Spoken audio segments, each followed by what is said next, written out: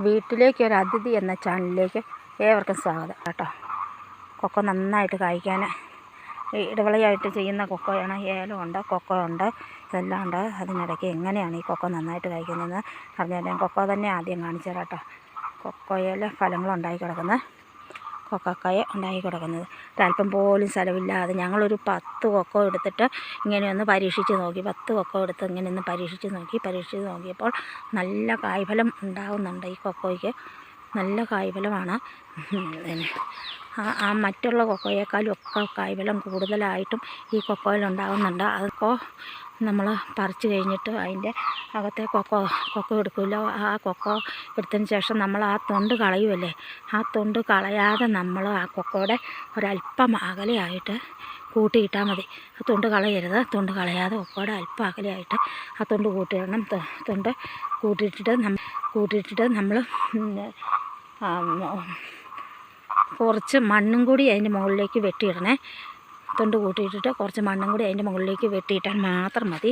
പ്രത്യേകിച്ച് വളങ്ങളൊന്നും വേണ്ട. കൊക്കോ ഇങ്ങനെ നല്ല നന്നായിട്ട് കായ്ച്ച് നമുക്ക് കിട്ടും. നല്ല കായ്ഫലമൊക്കെ ഉള്ളതാണ്. ഒരു ചെറിയ ശിഖരം പോലും കളയാതെ അത് കായ്ച്ചിരിക്കുന്നതുണ്ടോ. ഇങ്ങനെയാണ് ഞങ്ങളിപ്പോൾ ഒരു 10 കൊക്കോ എടുത്ത് ഇങ്ങനെ പരീക്ഷിച്ച് നോക്കിയപ്പോൾ നല്ല ഫലം കിട്ടുന്നുണ്ട് അതിൽ നിന്ന്. അതെല്ലാവർക്കും ഒന്ന് പങ്കുവെച്ച് തരാം എന്ന് കരുതിയ കേട്ടോ. ഇതെല്ലാവരും ഒന്ന് പരീക്ഷിച്ച് നോക്കണേ. ഇതിപ്പം ഞാൻ ഈ വീഡിയോ ചെയ്ത് എല്ലാവർക്കും ഒന്ന് ഉപകാരപ്രദമാകട്ടെ എന്ന് കരുതി കേട്ടോ.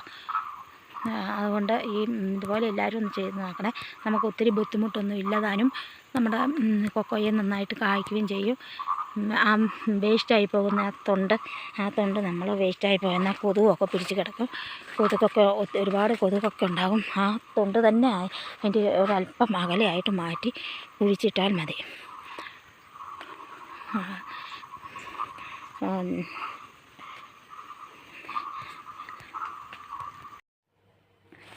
നമ്മൾ അങ്ങനെ പരിപാലിച്ച മറ്റൊരു കൊക്കോയാണ് ഇത്.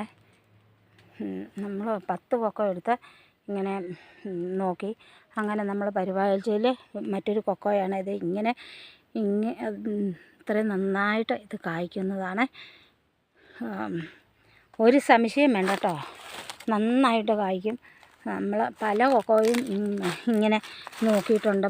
10 എണ്ണം എടുത്ത് പ്രത്യേകിച്ച് നമ്മൾ നോക്കി 10 കൊക്കോ കൊടുത്ത് നോക്കിയപ്പോൾ അതിൽ അല്ലാത്ത കൊക്കോയും കൂടെ നോക്കിയപ്പോഴേ ഇതിന് നല്ല കായ്ഫലമുണ്ട്. അതുകൊണ്ട് നമ്മുടെ സമയം കളയാതെ നമുക്ക് കൊക്കോയൊക്കെ നല്ല വിളവെടുക്കുവാൻ ഇത് ഏറ്റവും പ്രയോജനകരമാണ്.